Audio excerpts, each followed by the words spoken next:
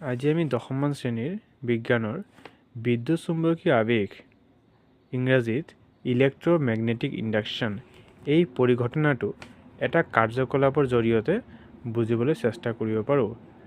আমাৰ কিতাপখনত কাৰ্যকলাপ 13.8 13.8 কাৰ্যকলাপটো আমি হাতে কামে এবাৰ কৰি চাবলৈ যত্ন কৰিম। কাৰ্যকলাপটোত কি লিখা আছে? আমি এডাল পৰিবাহী ল'ব লাগিব, অৰ্থাৎ আমি তামৰ তাঁৰ ল'ব পাৰোঁ। তামৰ তাঁৰ আমি এটা দণ্ডত মেৰিয়াই কুণ্ডলী আকৃতিত বনাই ল'ব পাৰোঁ। ইয়াৰ পিছত এই তাঁৰডালক আমি এটা গেলভেনোমিটাৰৰ সৈতে সংযোগ কৰিম, যাতে যদি এই তাঁৰডালত কোনো ধৰণৰ বিদ্যুৎ প্ৰবাহ সৃষ্টি হয়, সেয়া যাতে আমি ধৰা পেলাব পাৰোঁ। এতিয়া এই কুণ্ডলীটোৰ ওচৰত এডাল দণ্ড চুম্বক যদি আমি গতি কৰাওঁ, মানে যদি কুণ্ডলীটোৰ ওচৰলৈ আনো বা ইয়াৰ পৰা আঁতৰত লৈ গৈ থাকোঁ, যেতিয়া আমি এই কুণ্ডলীৰ ওচৰত থকা দণ্ড চুম্বকটো গতি কৰাম, সেই সময়ত এই কুণ্ডলীডালত এক প্ৰকাৰ বিদ্যুৎ প্ৰবাহ সৃষ্টি হ'ব, যাক কয় আবিষ্ট প্ৰবাহ।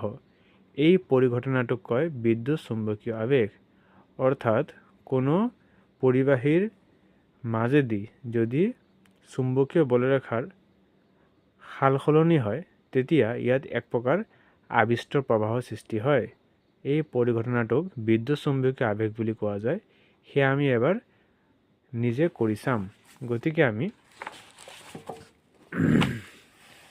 এই আমাৰ মাল্টিমিটাৰ, ইয়াৰ সহায়ত আমি বিদ্যুৎ প্ৰবাহ, বিভৱ ভেদ এইবোৰ জুখিব পাৰোঁ।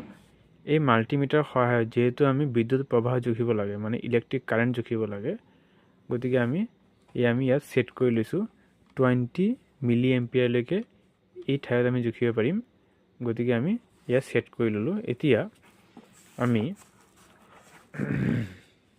এই মাল্টিমিটাৰটো আমি ইয়াত মোৰ তাত কপাৰ তাঁৰ, তামৰ তাঁৰৰ আমাৰ কুণ্ডলী আছে, আৰু এয়া 500 পাক ইয়াত দিয়া আছে। ইয়াত লিখা আছে 500 পাক। ইয়াত 0, 100 পাক, 200 পাক, 500 পাক। গতিকে ইমূৰ আৰু ইমূৰৰ মাজত কপাৰ তাঁৰ, তামৰ তাঁৰ 500 পাক দিয়া আছে। গতিকে আমি এয়া 500 পাক থকা এটা কুণ্ডলী লৈ লৈছোঁ। এয়া আমি এতিয়া সংযোগ কৰিম।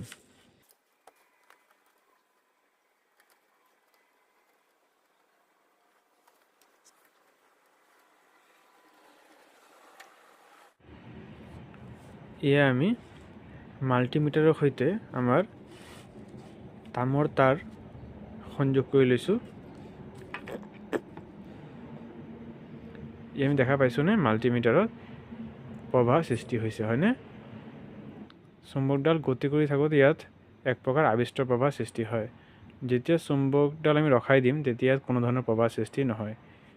আমি আৰু এটা কথা মন কৰিছোঁনে, যেতিয়া চুম্বকডাল কুণ্ডলীৰ ওচৰ চাপি আহে, তেতিয়া আবিষ্ট প্ৰবাহ সৃষ্টি হয়, আৰু যেতিয়া কুণ্ডলীৰ পৰা চুম্বকডাল আঁতৰলৈ লৈ যোৱা যায়, তেতিয়াও আবিষ্ট প্ৰবাহ সৃষ্টি হয়। কিন্তু সেই প্ৰবাহৰ দিশ সদায় বিপৰীত হয়।